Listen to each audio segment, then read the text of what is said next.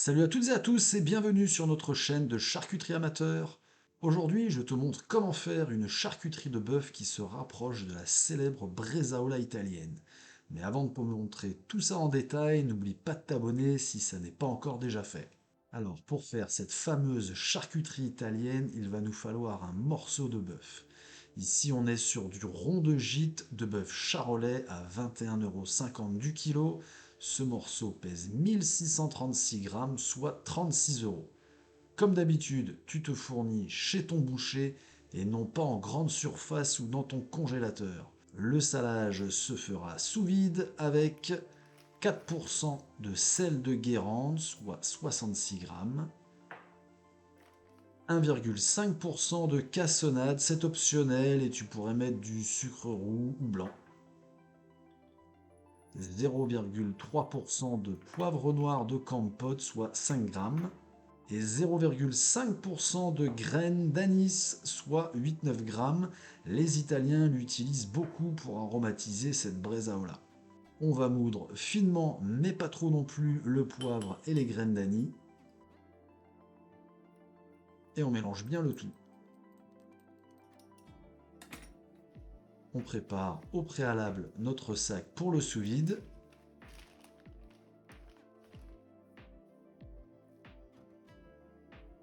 On répand bien notre mélange tout autour de notre rond de gîte.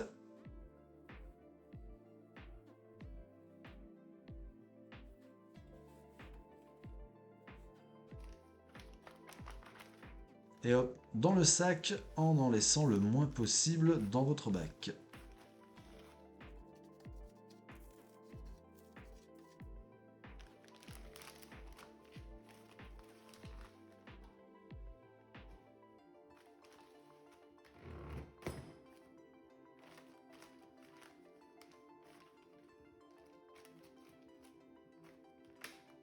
On met sous vide,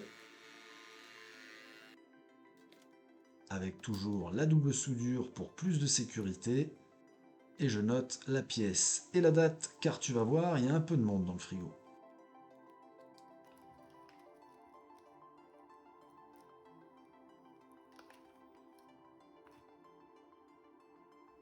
Et on va la laisser 12 jours au frigo. 7 ou 8 jours aurait été le minimum pour cette grosse pièce.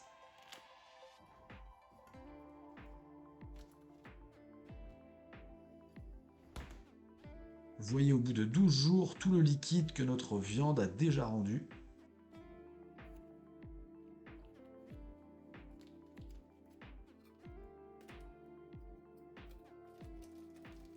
On vérifie qu'il n'y ait pas la moindre odeur suspecte. Et on nettoie vite fait avec du papier sopalin ou un torchon propre qui ne sent pas l'adoucissant.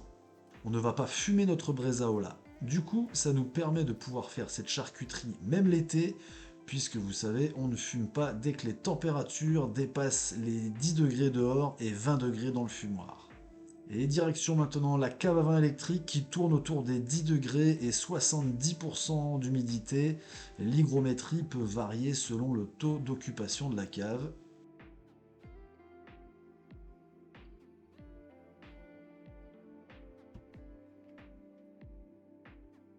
Et au bout d'une semaine, on a déjà une fleur blanche qui commence à se développer.